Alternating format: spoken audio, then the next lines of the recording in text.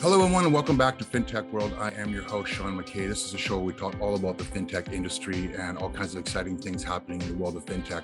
That, of course, includes blockchain, that cryptocurrency, and today we're going to dive into the Metaverse. And we have a very interesting gentleman with us, the textbook definition of a X.LA entrepreneur, Mr. Shurick Agapitov. A little bit about Shurick's background is he put himself through college and learned how to code when he was just a child. And like many successful entrepreneurs he saw an unmet need in the industry and a space that he could help with, and that involved allowing video game developers and publishers to collect money within games. So that was his company works with the top video game producers all around the world, including Ubisoft, Epic Games, and Puja Corporation. And earlier this year, he formed a company called X.LA. So I definitely want to welcome with a big hello, Mr. Shurick Agapitov to the program. Sherwick, thank you for joining us today. Thank you for having me. So we were more than thrilled with your bio and we read through it. Definitely, you've been a huge part of the Web3 space for some years now. But before we get into some of your newer contributions, some of your technology, could you just tell us a little bit about how you got into it? Like, what was things like when you were a child and you were getting into coding and so forth? So I was born and grew up in Siberia, and I started this company when I was 21. Mm-hmm. So I'm 25, made it, and I moved to Los Angeles, which is best place on earth. And as you mentioned, my company is Shopify for video games. So in the video games, those who plays, there's plenty of the Amazon of the video games. It's an App Store, it's an Xbox store, PlayStation stores. On the PC with the Steam. So some of the customers for me, game developers who want to go direct to consumers, they use my solution, and I'm helping with everything to run the store on their own website. And the payment's a big part of it. And video game industry know me, how company who aggregate payments. I want to become the company who aggregate opportunities, meaning we're launching the new products, like helping the game developers find the funding, find the new users, create the user-generated content pipeline, and all of them is involved in the revenue share. So when I invest in video games, I like project financing in video games. And my new company, Web3 company, X.LA, it's based on revenue share. So obviously you're ahead of the curve as an entrepreneur and a guy in this space. So what were some of the trends you noticed that kind of? Well, so today it's pretty straightforward. All of the brands and IP is going to be on Web3 commerce. Those Web3 commerce and those items is going to be used in Metaverse using the video game technology. What I see is there's opportunity to create revenue share, put that all the contracts what was created to create those items on the blockchain and execute that with the so everybody get paid. Yeah. Right. It's such an exciting time here, but there really is a lot of controversy around Web3. I mean, there's been a lot of pushback about ownership and its decentralization and so forth. I mean, you were quoted about saying a single entity cannot own Web3. I mean, so yeah, I built a successful Web2 company, X.LA, with the video games commerce. So now what we build in X.LA is it's going to be technology which is expected to be open source, and we have a greater chance if we make it not a walled garden like companies like Facebook or Apple or trying to do. It's going to be I'm not going to own it. So whatever I build it, I'm not going to own it, which is really, as an entrepreneur, Web2 entrepreneur, it's really hard to wrap my mind around that. So whatever I'm building, I'm enabling maybe some of my future businesses, but most importantly, businesses or creators of those digital items. You guys have a big belief in the power of education. It plays a lot into your tech, into your organization, right? Can you speak about that a bit? What's your... Yeah. So as I mentioned before, I grew up really poor, and the internet provided the opportunity for me. It was that my equalizer, great equalizer, I able to learn and earn on internet. So that's resonated with me. Now I'm in a privileged position when I can create the tools and show the opportunity to the people who is able to learn how to create digital items for various worlds, and partner with the big brands and IP owners to collaborate on those digital items and monetize them. And I think it's what fair, and also how I get successful. My Web2 business, I've been successful not because I get paid for hire. I get the 5% from the sales. So I easily can imagine somebody who's working even on the big corporations today. Imagine like somebody who works on the Disney, successful animator, create the character for one of the Disney big projects, but over the weekend we can create the character for the indie game, and indie game was happy to give them, I don't know, 5% or 2%, so which is not available to the Disney. As a public company, we know that's they maximizing the return for their shareholders, not necessarily for the creators. No, they treat the creators really well, right? So they inside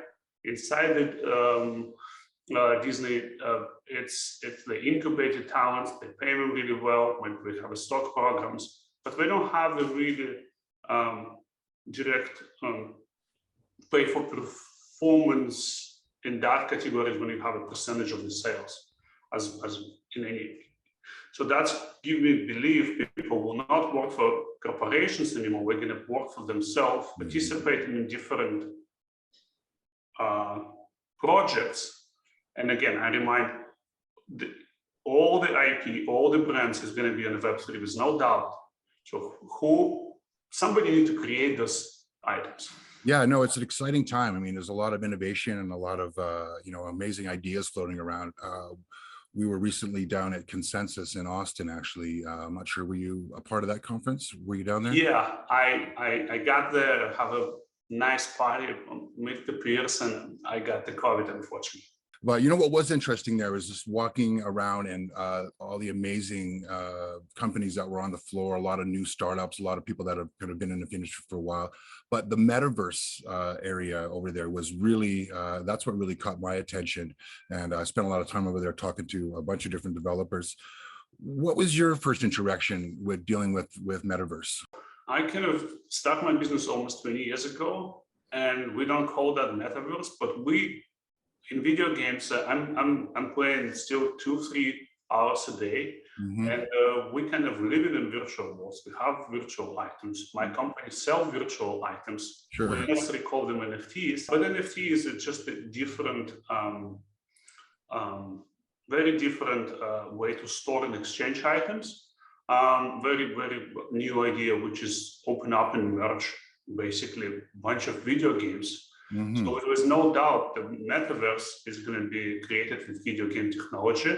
And I'm native to video game technology and video games. I spent most of my career with video games. What were the key reasons, that led you to believe that, the world needed a better place to ensure, everyone was working and creating equally? Like, what led you there?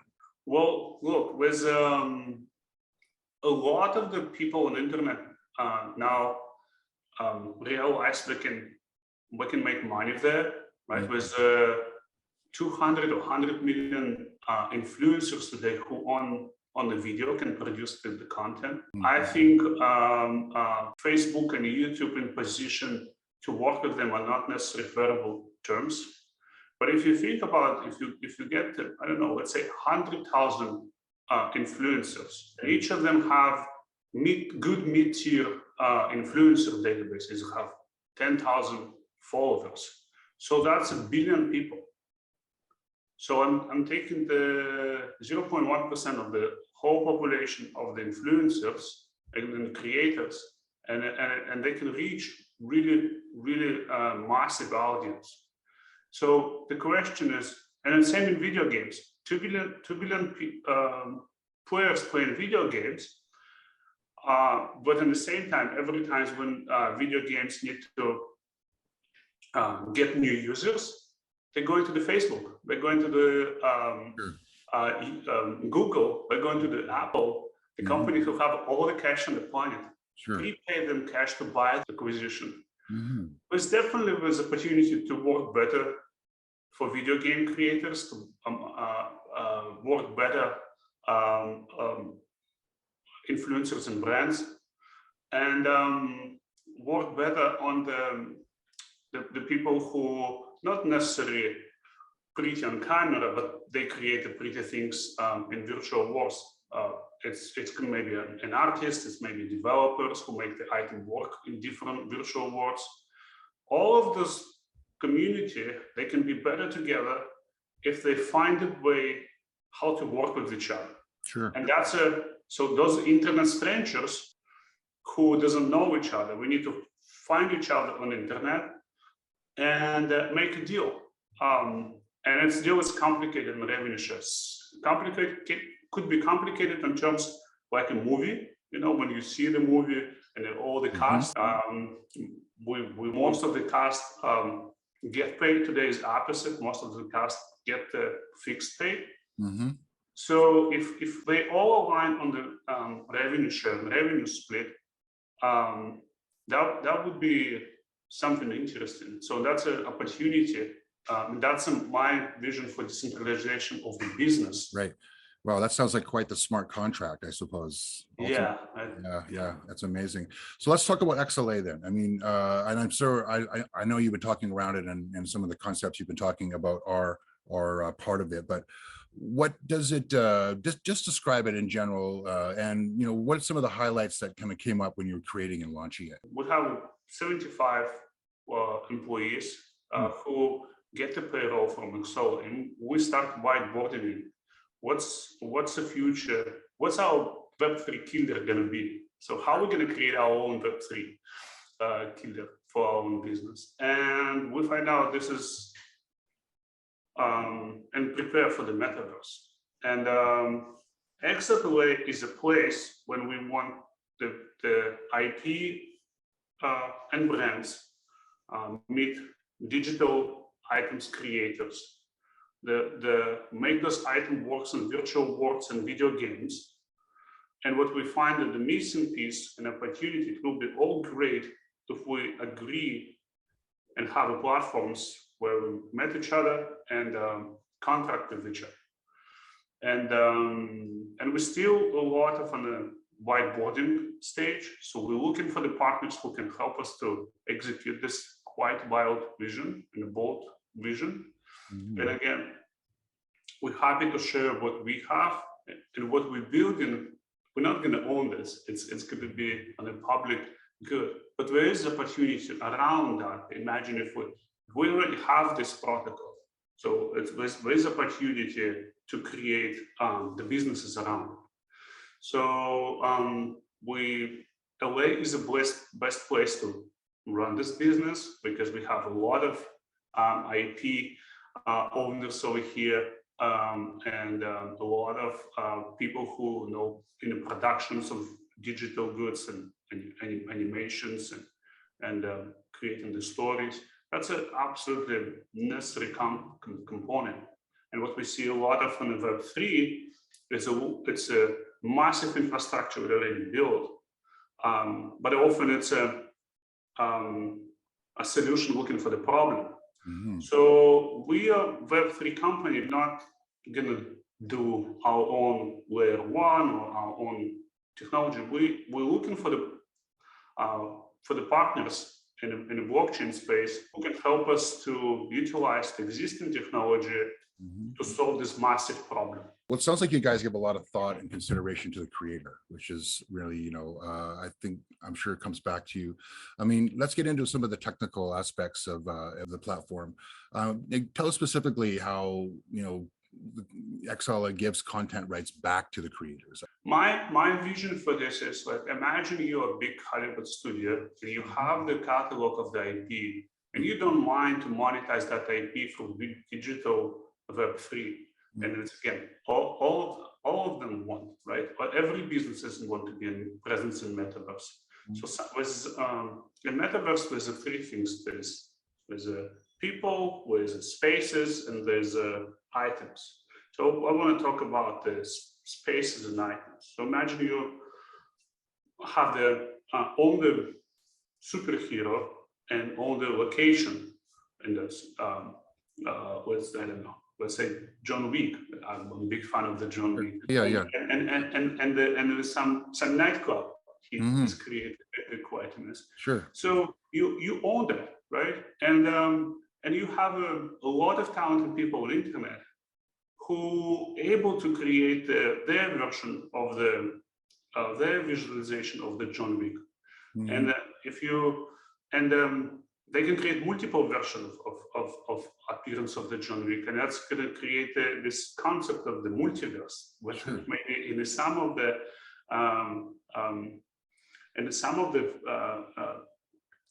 universe, John Wick is an alligator, like a Loki in this movie. So they can create this based on this character and create some sort of the fan art. But this fan art could become the NFT, and this fan art can become the item which work in the different virtual world, different spaces. By virtual world, it could be a Fortnite or it's Facebook. From technology perspective, even if it's the same item, it's a lot of work to develop to make this item work in that specific environment, virtual world. Yeah. So with a lot of coordination and a lot of revenue share. Imagine again, like maybe this item could create by 8-10 people. So coordinate that when you negotiate the deal for the movies for a lot of like 20 parties who can get the credits, 40 parties. So it sounds complicated, but for the artist, it's gonna look like I draw all day long some sort of characters. I draw the 20 characters I like. 10 of them get approved and I start getting my paycheck. And I get stuff in my coins. I don't need to go invoice people. I don't need to go make invitations. It's blockchain guarantee revenue share.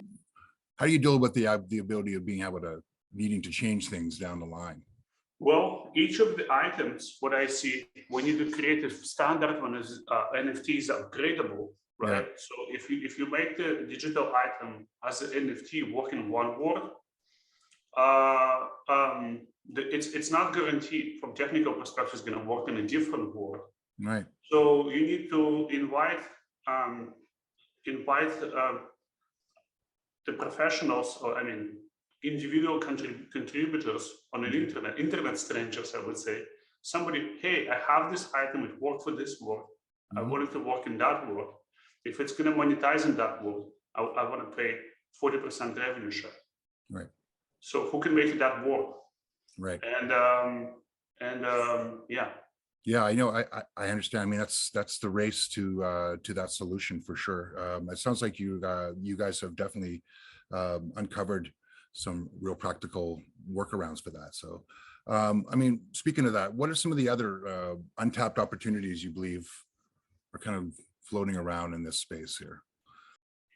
Well, Metaverse representing the three opportunities. And I think every corporation, everybody who's want to participate in the Metaverse should pick one.